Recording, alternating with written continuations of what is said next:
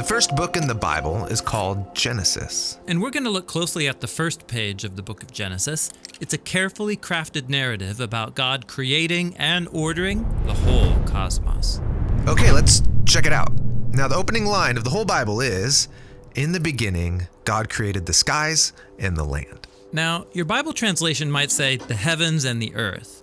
In biblical Hebrew, the word for heaven refers simply to the sky above. And the word for earth does not mean globe, but rather the land. The ground below us. Right. This line is summarizing what's going to happen in the following narrative, which starts in the next line. And it reads, "Now the land was wild and waste." This phrase rhymes in Hebrew.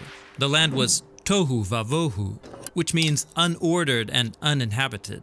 This is the ancient way of talking about the pre-creation state, what we might call nothingness. For the biblical authors, non-existence means having no purpose and no order. And the next line uses another image to say the same thing. "And darkness was on the face of the deep abyss." What's the deep abyss? Yeah, it's a dark, chaotic ocean. It's another common way the ancients described the non-reality that preceded creation. Now, here's where things start to get interesting, because in the midst of those dark waters, God is present. And the Spirit of God was hovering over the face of the waters. The Hebrew word for God's Spirit is ruach, which can refer to wind or breath or God's invisible presence. So you can't see it, but God is present in the darkness, ready to bring order so that life can flourish. Yes, and this ordering happens in a series of 6 days. Each day begins with the phrase, "And God said," and then ends with the phrase, "And there was evening and morning."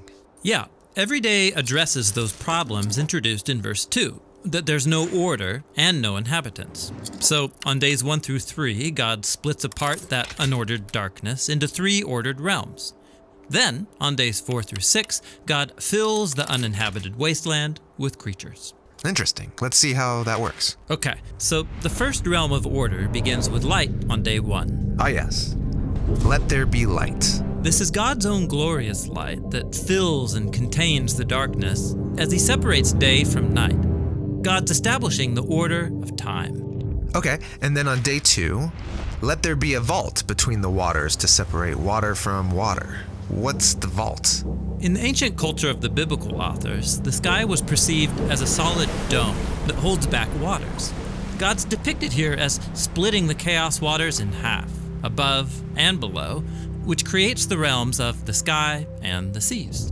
And then on day 3, let the waters under the sky be gathered into one place and let dry ground appear. God is establishing the realm of the land, and it emerges out of the chaotic waters. And then there's a bonus creative act on day 3.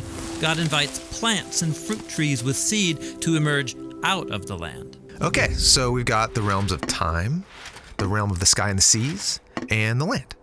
And they all have order. Right. Now, it's time to go back and fill these realms of days 1 through 3 with inhabitants. This is what happens on days 4 through 6. So in day 4, let there be lights in the vaults of the sky. God installs these lights, the sun, moon, and stars, as signs and symbols that reflect God's own light. He gives them his own royal power to separate day and night. Then on day 5, let the waters swarm with living creatures, and let birds fly above the land. Yeah, these are the creatures that live in the waters below, and those that fly near the waters above. Then finally on day 6, let the land produce living creatures. They emerge up out of the ground to live on the land. And then, matching that bonus act of creation on day 3, God makes a special land creature, human, or in Hebrew, Adam. Then God provides all of those plants from day 3 as abundant food. Now, over and over, God says what he created was good. But then after making humans, God says that it is very good. Yes, humanity is the climax of days 1 through 6, and their importance is explained in the first poem in the Bible. So God created humanity in his own image. In the image of God, he created them. Male and female, he created them. So humans come up from the ground like the other land creatures, but they're also more.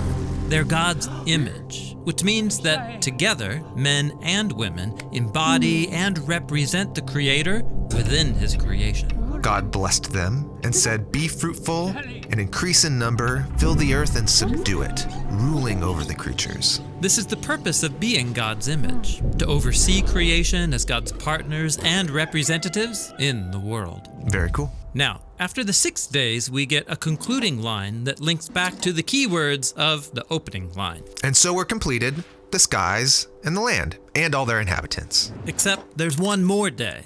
It stands outside the pattern of days 1 through 6. It's the big climax. And God completed on the seventh day the work which he had done. And he rested on the seventh day from all the work which he had done. And God blessed the seventh day and set it apart as holy. So God rests on the seventh day.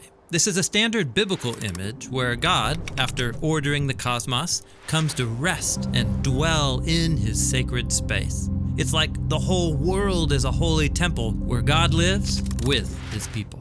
Now that phrase, "there was evening and morning," it doesn't appear on day 7. That's right. The seventh day has no end. That's because Genesis 1 is describing God's ideal vision for the whole cosmos. A place where God lives with his partners to rule the world in harmony forever. Yes, the seventh day is the goal of creation. It's actually so important that the author of Genesis 1 has woven the number 7 into every part of the story. There are 7 days of creation, 7 announcements that creation is good. There are 7 Hebrew words in the opening verse, and then 2 times 7 Hebrew words in verse 2. And then the statement about the seventh day has 3 lines of 7 words. Wow. So the first page in the Bible is doing way more than just telling us how the world was made. Right. Genesis 1 has been designed to show us that God's purpose is to share creation with his images, so they can rest and rule it with him forever. And that purpose is what the rest of the biblical drama is all about.